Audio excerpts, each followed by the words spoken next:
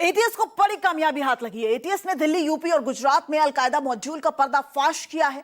संयुक्त टीम ने 4 आतंकियों को गिरफ्तार किया है। ये आतंकी सोशल मीडिया के जरिए कट्टरपंथी नफरती साजिश कर रहे थे, तो वहीं आतंकी फंडिंग में फर्जी नोटों का इस्तेमाल भी कर रहे थे। लेकिन एटीएस ने इनकी साजिशों का पर्दाफाश कर दिया। ये रिपोर्ट देखिए।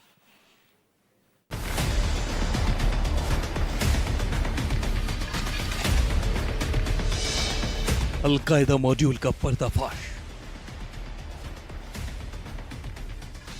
कट्टरपंथी साजिश हुई बेनकाब। गुजरात तो यूपी, एटीएस का एक्शन। धरे गए 4 अलकायदा के आतंकी। आपकी टीवी स्क्रीन पर मौजूद इन चेहरों को जरा गौर से देख लीजिए, जो इस वक्त गुजरात एंटी टेररिज्म स्क्वाड यानी GATS की गिरफ्त में हैं। ये चारों अलकायदा से जुड़े अलकायदा इन इंडियन सबकॉन्टिनेंट यानी AQIS से जुड़े बताए जा रहे हैं। इनकी कट्टरपंथी और फेक करेंसी वाली साजिश का अब पर्दाफाश हो चुका है। ATS ने इनके खिलाफ अब तक क्या क्या एक्शन लिया है वो हम आपको बताएं, उससे पहले इनके बारे में आपको तफसील से बताते हैं। पहले आरोपी का नाम है मोहम्मद फैज। गिरफ्तारी दिल्ली से हुई है।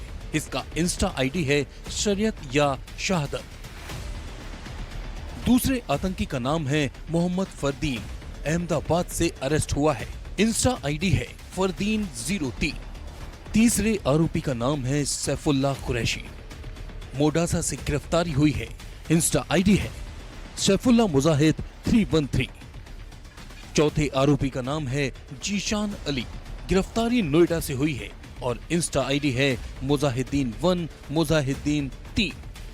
इन चारों की नकली नोटों के रैकेट और आतंकी संगठन अलकायदा से लोगों को जोड़ने की साजिश को गुजरात ATS ने बेनकाब कर दिया है। गुजरात ATS के मुताबिक ये सभी संदिग्ध काफी समय से कट्टरपंथी गतिविधियों में सक्रिय थे, अलकायदा के डिजिटल नेटवर्क से जुड़े हुए थे। जांच में सामने आया है कि ये सभी व्हाट्सएप और दूसरे सोशल मीडिया प्लेटफॉर्म से मुजाहिदीन जैसे ग्रुप बनाकर कट्टरपंथ की नफरती साजिश को अंजाम दे रहे थे। साथ ही ये आतंकी जाली भारतीय मुद्रा यानी FICN नेटवर्क से भी जुड़े थे।